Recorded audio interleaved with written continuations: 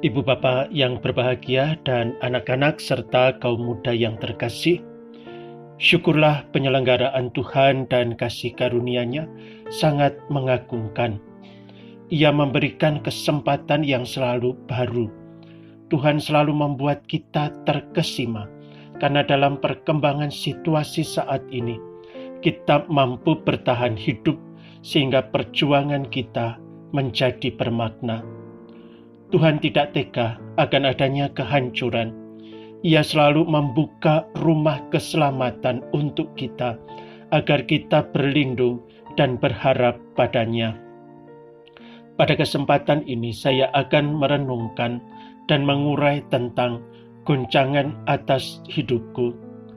Goncangan itulah yang menimbulkan sebuah krisis. Inilah yang dapat menggoyahkan langkah-langkah hidup dan panggilan hidup yang kujalani, jati diriku sebagai seorang beriman. Diriku goyah dan bahkan menjadi gontai. Aku bisa kehilangan makna kehidupanku. Aku menjadi nanar. Titik pijakannya untuk merenungkan dan mengurai hal ini adalah kitab Wahyu bab 3 ayat 14-22. Salah satu keindahan yang memancar adalah teguran Tuhan. Teguran ini adalah teguran yang sangat keras, teguran yang sangat tajam, teguran yang sangat jelas ditujukan untuk diriku. Di balik teguran itu, tidak ada masalah yang tidak dapat diatasi oleh Tuhan.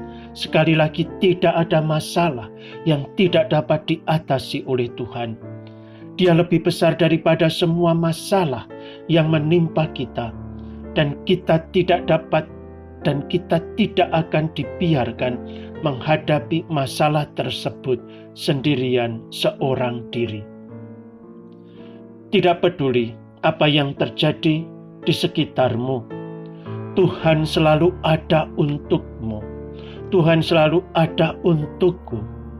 Walaupun orang-orang tidak mengikuti jalan Tuhan, Tuhan mampu mengatasi keadaan yang menakutkanku, keadaan yang membuat rencananya bisa terwujud di dalam kehidupan sehari-hari. Bapak, Ibu, dan saudara-saudari yang dikasihi oleh Tuhan, lumpuhnya perekonomian, lumpuhnya aktivitas gereja mengingatkan akan betapa rapuhnya aku sebagai manusia. Pandemi menyadarkan bahwa uang dan kekayaan tidak selamanya menjamin berlangsungnya kehidupan secara normal. Ketika uang dan kekayaan tidak berfungsi sebagaimana mestinya, inilah kesempatan bagi kita untuk berpaling pada penyelenggaraan hidup yang sejati, yaitu Tuhan sendiri. Relasi dengan Tuhan Sang Pencipta, Sang Pengada, Sang Pelindung, Sang Penyelenggara, kiranya perlu dibangun dan diperkokoh kembali ketika hal-hal materi atau duniawi tidak mampu menjamin kehidupan kita lagi. Pandemi meminta kita untuk mawas diri, supaya saya dan Anda, aku, tidak selamanya selalu bergantung pada harta kekayaan. Aktivitas gereja baik liturgi maupun non-liturgi juga berjalan tidak normal. Situasi yang tidak normal ini juga mempengaruhi sikap atau mentalku dalam menjalankan aktivitas hidup sebagai seorang Kristiani, sebagai seorang pengikut Kristus, sebagai hamba-hambanya yang senantiasa mau berlutut di depan altar sucinya, menimba kekuatan dari sakramen tubuh dan darahnya. Dalam hal berdoa dan beribadah, ada yang tetap setia mengikuti streaming, tetapi tidak menutup kemungkinan ada juga yang menjalankan hidup doa dan ibadahnya secara setengah-setengah. Maka pandemi ini praktis menantangku untuk berpikir ulang. Berpikir ulang tentang apa? bagaimana menemukan Tuhan, atau lebih tepatnya menempatkan diriku sedemikian rupa sehingga aku merasa ditemukan oleh Tuhan. Aku merasa pantas dan layak untuk mengalami Tuhan yang mengulurkan tangan, Tuhan yang mendatangi aku, Tuhan yang memberikan sabda penguatan yang membuat aku mampu berdiri dengan hidup secara baru. Inilah kitab Wahyu bab 3 ayat 14-22. Dan tuliskanlah kepada malaikat jemaat di Laodikia, inilah firman dari Amin, saksi yang setia dan benar, permulaan dari ciptaan Allah. Aku tahu segala pekerjaanmu. Engkau tidak dingin dan tidak panas. Alangkah baiknya jika engkau dingin atau panas. Jadi karena engkau suam-suam kuku dan tidak dingin dan panas, aku akan memuntahkan engkau dari mulutku. Karena engkau berkata, aku kaya, dan aku telah memperkayakan diriku dan aku tidak kekurangan apa-apa. Dan karena engkau tidak tahu bahwa engkau melarat dan malang, miskin, buta dan telanjang, maka aku menasihatkan engkau, supaya engkau membeli dariku emas yang telah dimurnikan dalam api, agar engkau menjadi kaya, dan juga pakaian putih, supaya engkau memakainya, agar jangan kelihatan ketelanjanganmu yang memalukan, dan lagi minyak untuk melumas matamu, supaya engkau dapat melihat. Barang siapa kukasihi, ia kutegur dan kuhajar. Sebab itu relakanlah hatimu dan bertobatlah. Lihat, aku berdiri di muka pintu dan mengetuk. Jikalau ada orang yang mendengarkan suaraku dan membukakan pintu, aku akan masuk mendapatkannya, dan aku akan makan bersama-sama dengan dia, dan ia bersama-sama dengan aku. Barang siapa menang, ia akan kududukkan bersama-sama dengan aku di atas tahtaku, sebagaimana aku pun telah menang dan duduk bersama-sama dengan Bapa-Ku di atas tahtanya. Siapa bertelinga, hendaklah ia mendengarkan apa yang dikatakan Roh kepada jemaat-jemaat. Mengenal kota Laodikia. Laodikia adalah salah satu dari sekian kota yang terkenal pada zamannya. Laodikia adalah sebuah kota besar, modern, dan kaya. Ada banyak tempat penukaran mata uang, perusahaan kain wul dari domba, dan juga pembuatan salep mata. Usaha-usaha tersebut membuat kota ini menjadi kota perdagangan yang berkembang. Ekonomi masyarakat menjadi baik dan meningkat dengan semua usaha yang dilakukan, sehingga jemaatnya menjadi kaya. Dengan demikian ada 3 ciri khas yang membuat kota ini menjadi salah satu kota yang terkenal, kota yang terhebat, yakni pusat perbankan, produksi kain wul yang terkenal sangat halus dan berkualitas sangat baik, sehingga dikenal sebagai produksi yang terbaik, serta adanya sekolah kedokteran yang sudah maju. Karena kota dan menjadi kota yang tersohor, apakah kehidupan masyarakat turut dipengaruhi olehnya? Keunikan masyarakat Laodikia adalah berkaitan dengan sikap hidup sebagai berikut. Pertama, mereka memiliki sifat sombong karena dari sisi keuangan mereka memiliki pendapatan yang lebih besar dibandingkan kota-kota lain. Sebagai contoh dalam sejarah, kota ini pada tahun 61 Masehi dilanda gempa yang sangat hebat sehingga kota ini mengalami kehancuran. Untuk memulihkan kembali kota ini, ada semacam kesombongan dan keangkuhan yang dimiliki oleh penguasa kota dan pemerintah yang ada. Arogansi. Mereka menolak bantuan yang diberikan karena merasa diri bahwa mereka punya dana yang banyak untuk membangun kota, dan mereka menganggap diri mereka sendiri sebagai warga negara yang akan mampu memulihkan keadaan kota tanpa campur tangan asing. Kedua, dari sisi fisik dan penampilan ragawi, masyarakat kota Laodikia sangat membanggakan kecantikan dan ketampanan mereka. Maka mereka berusaha untuk bisa tampil diri sebagai pribadi yang dikagumi oleh orang-orang di sekitarnya secara lahiriah atau fisik. Ketiga, kehidupan jemaat lambat laun tercemar dan terkontaminasi dengan keadaan zaman itu.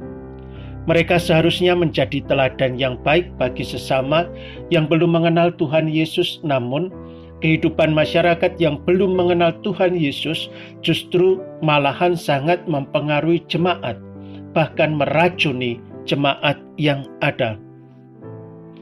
Dari gambaran di atas, kita dapat menarik kesimpulan sederhana tentang kota Laodikia dan jemaat yang berkembang di kota tersebut. Kemakmuran dan kesejahteraan serta kemapanan hidup menyebabkan terjadinya krisis rohani dan krisis hidup rohani bagi jemaat. Mereka mengalami kemerosotan spiritual karena jemaat Laodikia lebih mengutamakan jasmani daripada rohani, sehingga sikap mereka keji di mata Tuhan. Amsal 11 ayat 1b, neraca serong adalah kekejian bagi Tuhan. Jemaat lebih mengutamakan hal-hal duniawi ketimbang yang rohani, sehingga neraca hidup mereka menjadi serong. Jemaat Laodikia bukan model pengikut Yesus yang sejati. Pengikut Yesus yang sejati rela mengorbankan atau kehilangan materi, bahkan mengorbankan nyawa untuk mendapatkan hidup yang kekal. Jangan sampai keselamatan atau kebenaran itu hilang berlalu karena fokus kepada hal-hal duniawi.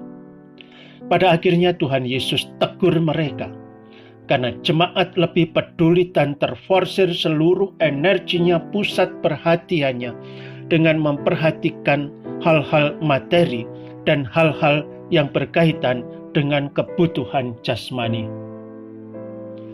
Ada artikel yang mengatakan demikian.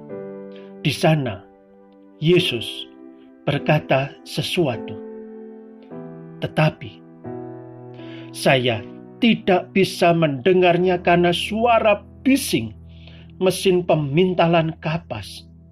Ya, ada banyak orang yang menyia-nyiakan kesempatan untuk datang kepada Yesus karena uang atau pekerjaan, seperti pemuda kaya dalam Injil Matius 19 ayat 16-22.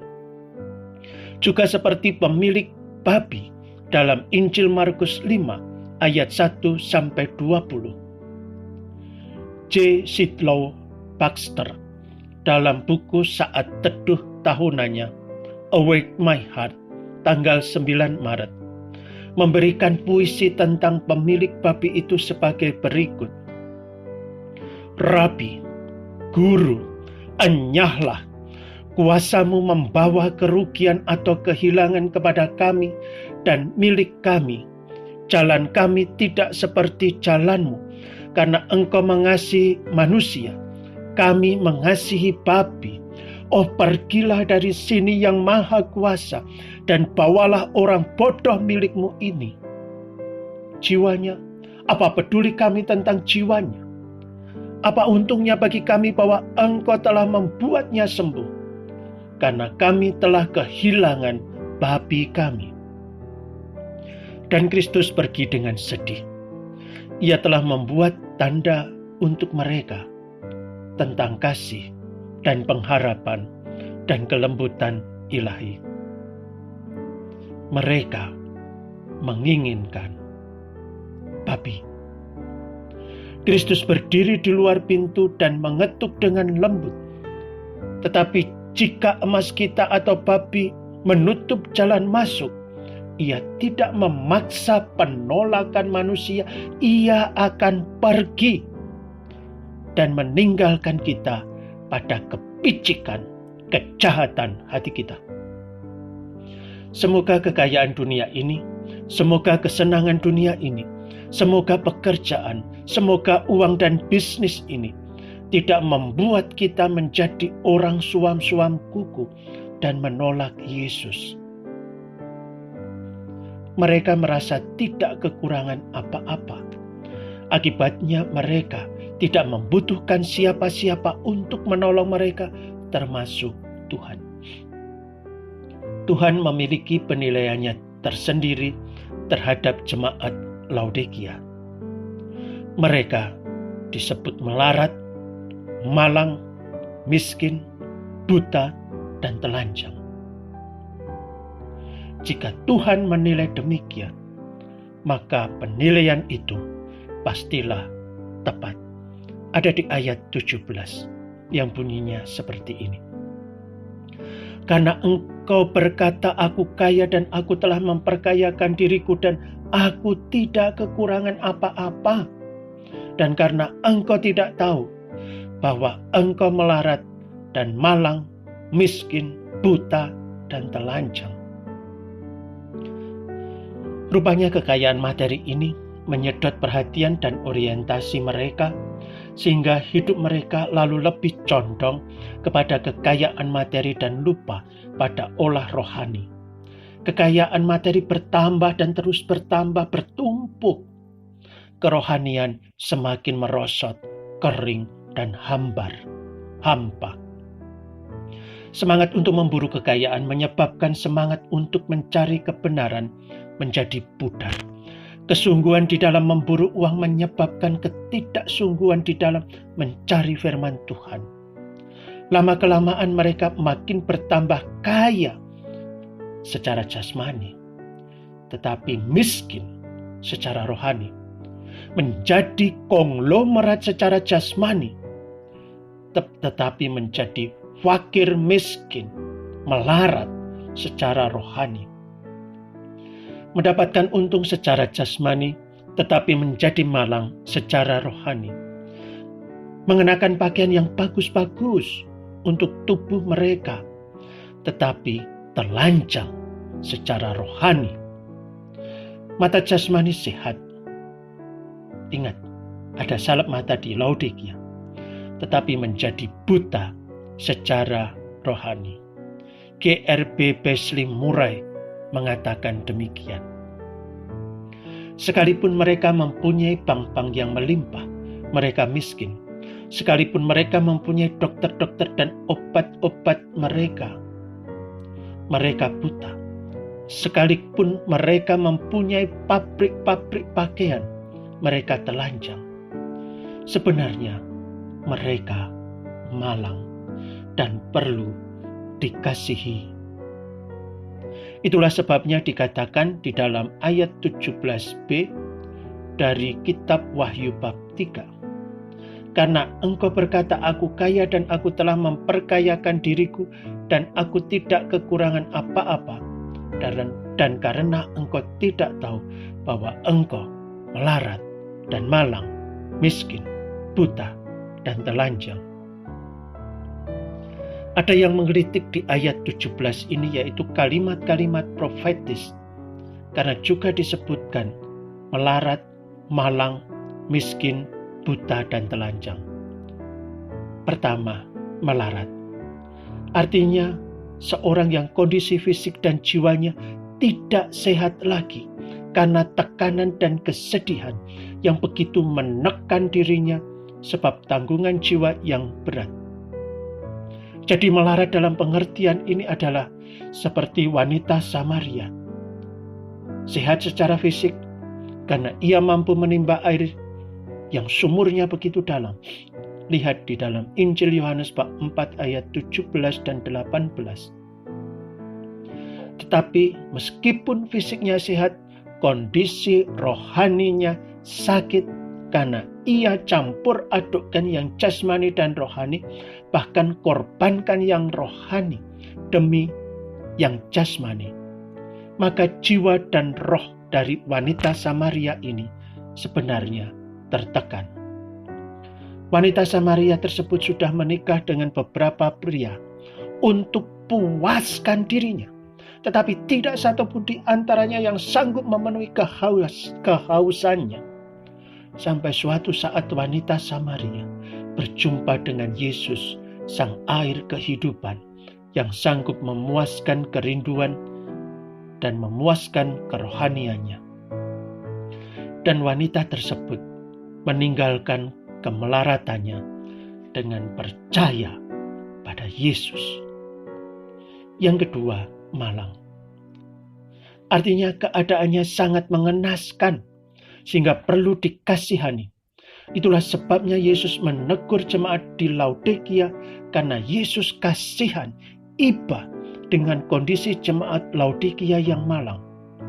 Dalam 1 Korintus 15 ayat 19 dituliskan, jemaat Korintus ditegur oleh Rasul Paulus karena jemaat membuka pintu bagi guru-guru palsu yang mengajar jemaat fokus pada materi dan bukan rohani. Sebab guru palsu mengajarkan bahwa kebangkitan tubuh tidak ada dan rohnya akan langsung ke sorga. Jadi selama di dunia ini kita harus bekerja dan bekerja. Utamakan hal jasmani, karena sekali selamat tetap selamat. Itu adalah ajaran yang sesat dan terus berkembang di zaman ini.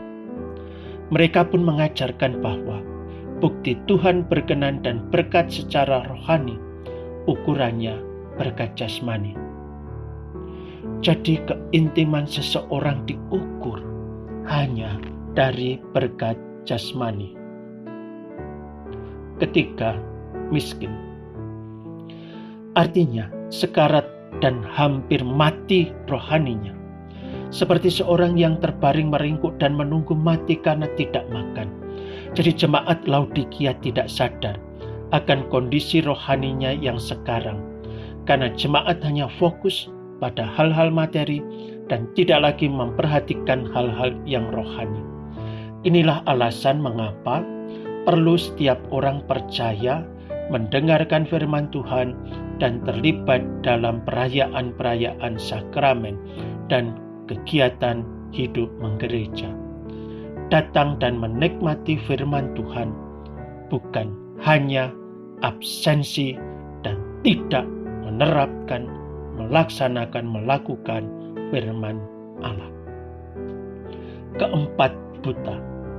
Artinya tidak dapat melihat karena pandangannya, pikirannya, dan pendengarannya terfokus pada materi. Fokuslah pada ibadat, perayaan-perayaan sakramen, sabda, ekaristi. Karena fokus pada itu, kita semua fokus pada Yesus, bukan tim penilai dalam ibadah. Silakan dibandingkan dengan 2 Korintus 5 ayat 7. Kelima, telanjang. Artinya orang yang tidak berpakaian, tidak berdaya, atau tidak ada pertahanan, sehingga tidak dapat membela diri. Kata telanjang ini juga merupakan hukuman zaman dahulu, dengan cara ditelanjangi, suatu hukuman yang hina dina. Sebaliknya, orang yang berjasa diberikan pakaian kebesaran. Lihat kisah tentang Yusuf dalam Kejadian 41 ayat 42, Daniel di dalam kitab Daniel 5 ayat 29, Mordekai dalam kitab Ester bab 6 ayat 8 sampai 11. Mereka mendapatkan pakaian kebesaran atas jasa yang mereka sudah lakukan perbuat. Demikian halnya pakaian yang digunakan orang percaya saat menghadap Tuhan. Ingat, pakaian yang digunakan orang percaya saat menghadap Tuhan juga akan menentukan selamat atau binasanya seseorang. bukan pakaian jasmani tetapi pakaian rohani, seperti yang tercatat dalam Injil Lukas bab 16 ayat 19 sampai 31. Perhatikan orang kaya dalam ayat 19 sampai 25. Ia adalah orang yang percaya sebab Abraham memanggil dia anak. Secara lahiriah dia kaya, hal itu tampak dari pakaian yang ia kenakan, sedangkan secara rohani tidak demikian. Neraca hidup serong, tetapi perhatikan dalam Lukas 16 ayat 24, yang rohaninya diurus setelah meninggal. Di neraka ia miskin dan melarat, lalu mencari air dari atas, tetapi semuanya sudah terlambat, sia-sia. Jangan urus masalah rohani setelah meninggal, tetapi selagi masih hidup. Jangan hanya fokus secara jasmani, tetapi melarat secara rohani. Bapak, Ibu, saudara-saudari, kaum muda, anak-anak yang terkasih dan berbahagia, rupanya kemapanan jasmani menyebabkan kekacauan rohani yang bisa mengarahkan kita tidak hanya merosot hidup rohani kita, melainkan sampai pada krisis hidup rohani. Yang mereka pikirkan, jemaat Laodikia, hanya hal-hal duniawi dan mengabaikan hal-hal surgawi. Inilah yang disebut dengan kesuam-suaman rohani mereka. Ini persis seperti Israel pada zaman dahulu, seperti yang dikatakan di dalam kitab Ulangan bab 32 ayat 15 dan 18. Lalu menjadi gemuklah Yesyurun dan menendang ke belakang. Bertambah gemuk engkau, gendut dan tambun, dan ia meninggalkan Allah yang telah menjadikan dia. Ia memandang rendah gunung batu keselamatannya. Gunung batu yang memperanakkan engkau telah kau lalaikan, dan telah kau lupakan Allah yang melahirkan engkau. Apakah saudara, aku, Anda, kita adalah orang seperti ini? Yang dipikirkan hanya uang, pekerjaan, pacar, keluarga, hobi, kesenangan-kesenangan duniawi, tetapi tidak pernah memikirkan bagaimana aku bisa menyenangkan Tuhan, bagaimana hidupku menjadi tanda memuliakan Tuhan. Atas perikopah tersebut, apakah ini masih relevan dengan situasi aktual kita saat ini? Tadi jemaat di Laodikia, sekarang adalah jemaat zaman ini. Dalam kehidupan sehari-hari ada pergulatan hidup yang membawa kepada pergulatan batin. Ada perubahan-perubahan dinamika yang membawa konsekuensi pada titik krisis kemanusiaan dalam arti luas. Ada pergolakan demi pergolakan yang ada di tengah masyarakat yang berdampak pada terdekonstruksinya tatanan nilai-nilai, juga nilai-nilai luhur yang ada di dalamnya. Dalam sejarah, hal-hal terjadi dapat memunculkan suatu babak baru dalam sejarah kehidupan. Kehidupan kita selalu mengalami perubahan demi perubahan yang bisa salah satu adalah hidup kita terpapar dan terdampak oleh perkembangan zaman. Ayat 15 sampai 16. Aku tahu segala pekerjaanmu. Engkau tidak dingin dan tidak panas. Alangkah baiknya jika engkau dingin atau panas. Jadi karena engkau suam-suam kuku dan tidak dingin atau panas, aku akan memuntahkan engkau dari mulutku. Marilah kita meletakkan pengalaman aktual kita yang terjadi secara global ini dalam ayat berikut 19 sampai 20. Barang siapa kukasihi, ia kutegur dan kuhajar. Sebab itu relakanlah hatimu dan bertobatlah. Lihatlah, aku berdiri di muka pintu dan mengetuk.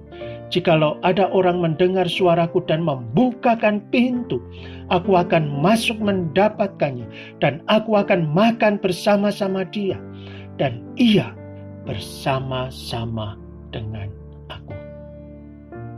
Saya tidak meletakkan peristiwa pandemi ini sebagai saat Tuhan Allah yang baik, Allah yang penuh kasih, menghajar kita. Peristiwa yang terjadi di jemaat Laodikia, jalan masuk untuk merenungkan perikopah ini. Kita akan fokus pada ayat 21.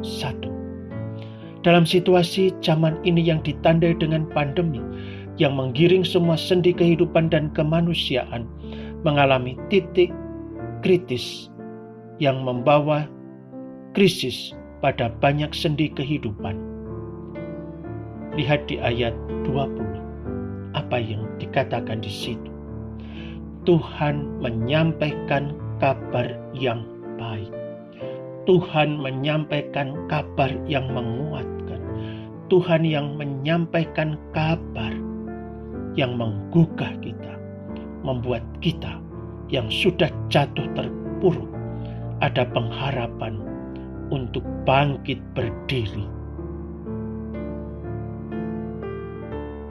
Ia telah ada dan berdiri dan mengetuk pintu zaman ini, zaman dengan segala pergulatannya.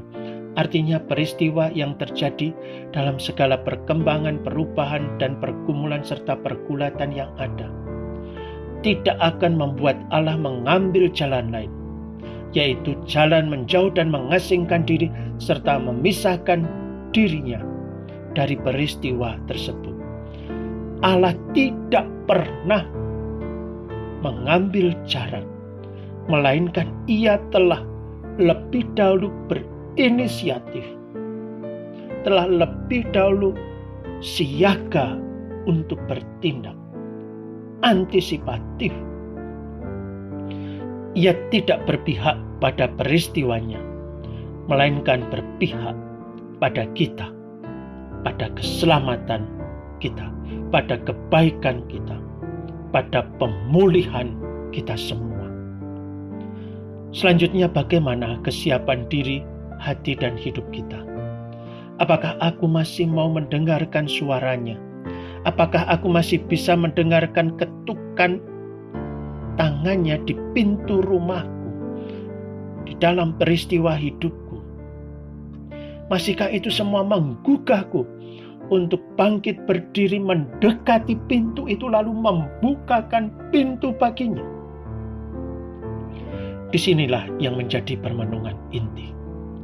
Ketika seluruh peristiwa itu datang melanda dan begitu membabi buta menggerus hidup kita, serta memporak-porandakan segala sesuatu yang telah kita tata baik-baik, masihkah kita memiliki hati yang tabah? Sekali lagi, hati yang tabah.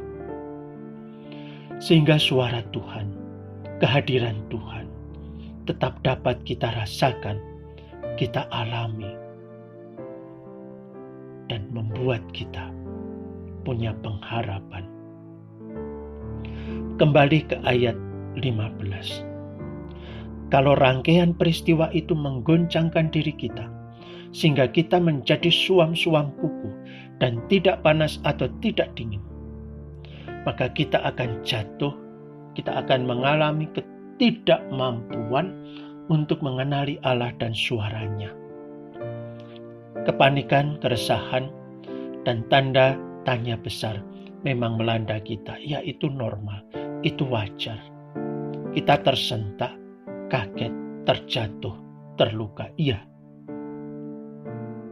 Siapa yang tidak kaget? Siapa yang tidak pening kepala ini? Siapa yang tidak mengalami tekanan, stres yang berat dengan peristiwa yang ada saat ini? Dalam ayat 21, Allah menghendaki kita untuk memenangkan pertarungan, memenangkan pergumulan, memenangkan pergulatan, memenangkan pergolakan hidup dengan segala dampaknya dan akibatnya Ia tidak menghendaki kita menyerah kalah. Allah tidak menghendaki kita takluk. Ini ayat 21 secara lengkap. Barang siapa menang, ia akan kududukkan bersama-sama dengan aku di atas tahtaku, sebagaimana aku pun telah menang dan duduk bersama-sama dengan Bapakku di atas tahtanya. Mungkin ada sendi-sendi kehidupan yang mengalami kehancuran. Namun ia mengingatkan kita, sekaligus meneguhkan hati kita, agar kita tetap bertahan. Bertahan dengan langkah-langkah kecil, bertahan dengan keputusan-keputusan praktis secara darurat. Inilah yang membuat hidup iman, harapan, dan kasih dalam diri kita akan menjadi semakin bermakna. Allah akan menolong, Allah akan menganugerahkan kasih karunia yang memampukan kita untuk menerima peristiwa yang terjadi dan memaknainya secara benar.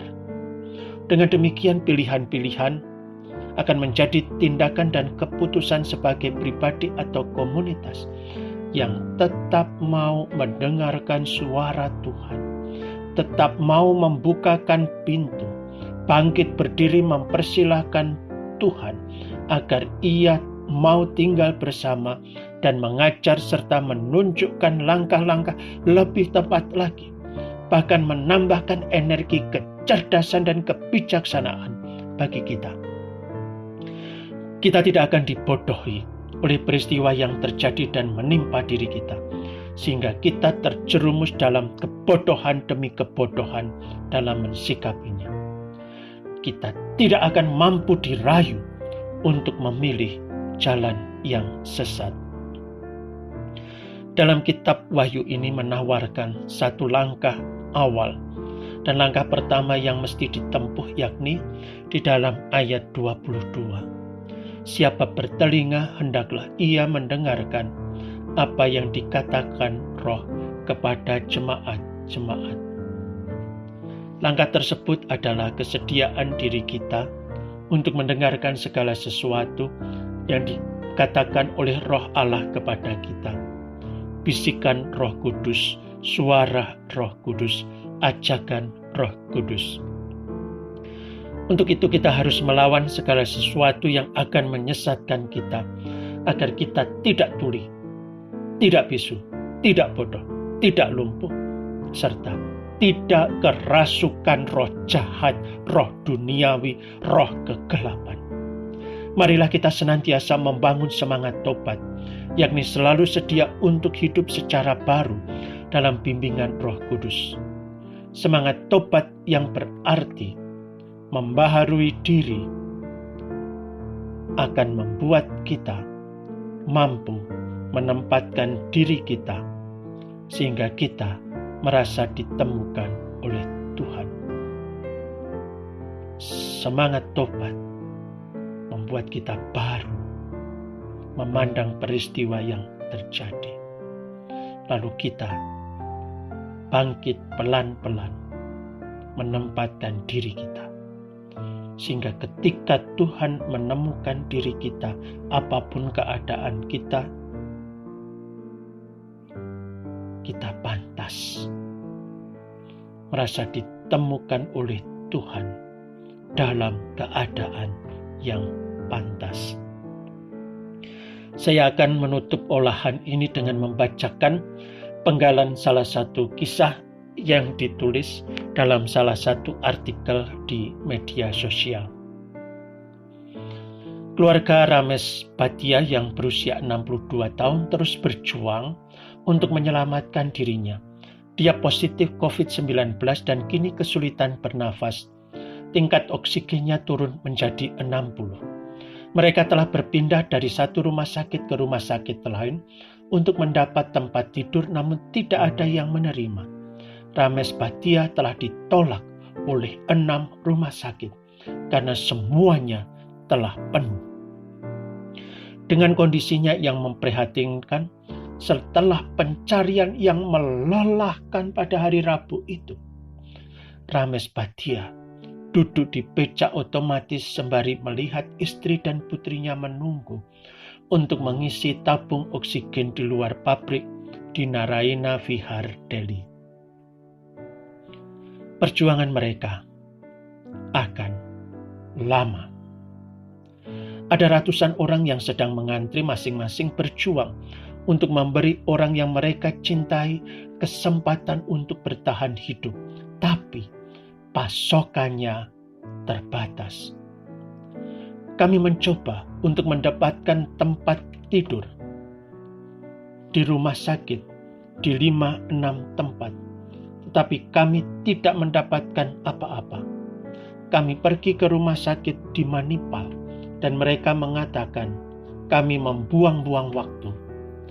Mereka meminta kami untuk mencoba di tempat lain dan tidak membuang waktu di sana, kata Neena Bhatia istrinya.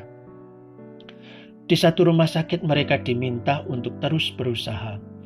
Mereka diberitahukan bahwa bahkan Tuhan dapat ditemukan jika berusaha cukup keras. Saya ulangi, bahkan Tuhan dapat ditemukan jika berusaha cukup keras. Magar humain tohkoi bagawan nahimile. Bahasa Indonesianya kurang lebih, tapi kami belum menemukan Tuhan, kata Nena pada India Today dengan suara tercekat. Putrinya Kusbo mengatakan ayahnya tidak dalam kondisi baik untuk pergi kemanapun. Di luar stasiun pengisian ulang, keluarga tersebut menunggu giliran bersama ratusan orang lain dengan harapan mereka akan mendapatkan apa yang mereka butuhkan. Setelah mendapatkan silinder oksigen, kami akan pulang dan merawatnya di sana. Setelah dia agak stabil, kami akan mencari tempat tidur lagi besok, kata Nena. Pengemudi becak yang mengantar mereka mengatakan bahwa setelah ditolak oleh banyak rumah sakit, keluarga itu memintanya untuk membawa mereka ke stasiun pengisian ulang oksigen. Kuharap pekerjaan mereka selesai. Istirahat itu semua keinginan Tuhan. Segalanya. Saat ini oksigen medis bisa dibilang telah menjadi komoditas paling berharga di Delhi. Saya akan mengajak Anda bersama-sama untuk berdoa dari Mazmur 8. Dari mulut bayi dan anak-anak yang menyusu, telah kau letakkan dasar kekuatan karena lawanmu untuk membungkamkan musuh dan pendendam. Jika aku melihat langitmu, buatan jarimu, bulan dan bintang yang kau tempatkan, apakah manusia sehingga engkau mengingatnya? Apakah anak manusia sehingga engkau mengindahkannya? Namun engkau telah membuatnya hampir sama seperti Allah, dan engkau telah memahkotainya dengan kemuliaan dan hormat. Engkau membuat dia berkuasa atas buatan tanganmu, segala-galanya kau letakkan di bawah kakinya. Kambing domba dan lembu sapi sekalian, juga binatang-binatang di padang, burung-burung di udara dan ikan-ikan di laut, dan apa yang melintasi arus lautan. Ya Tuhan, Tuhan kami, betapa mulia nama-Mu di seluruh bumi.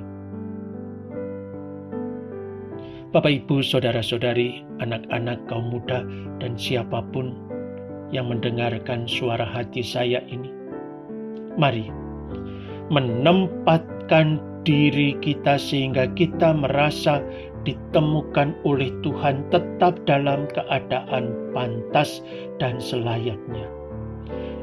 Cari terus bahkan Tuhan dapat ditemukan. Allah Tritunggal yang bijaksana dan penuh kasih, memberkati kita semua, berjalan bersama kita, serta membuka dialog kasih dengan kita semua. Ia tidak akan membiarkan kita merana, tersiksa, tercampak, dan terjerumus dalam jurang kebinasaan. Ia berkehendak agar kita tangguh, kuat, dengan kesediaan selalu hidup baru, dengan pembaharuan demi pembaharuan kecil yang kita upayakan di dalam hidup kita sehari-hari. Berkat-Nya melimpah untuk kita semua, Bapa dan Putra dan Roh Kudus. Amin. Cari terus, bahkan Tuhan dapat ditemukan, sehingga aku merasa ditemukan oleh Tuhan dalam keadaan layak. Berkah dalam Shalom, dan jumpa lagi di lain kesempatan. Tuhan memberkati, Tuhan menyertai, Tuhan membangkitkan kekuatan baru, menghembuskan roh-Nya buat kita semua. Amin.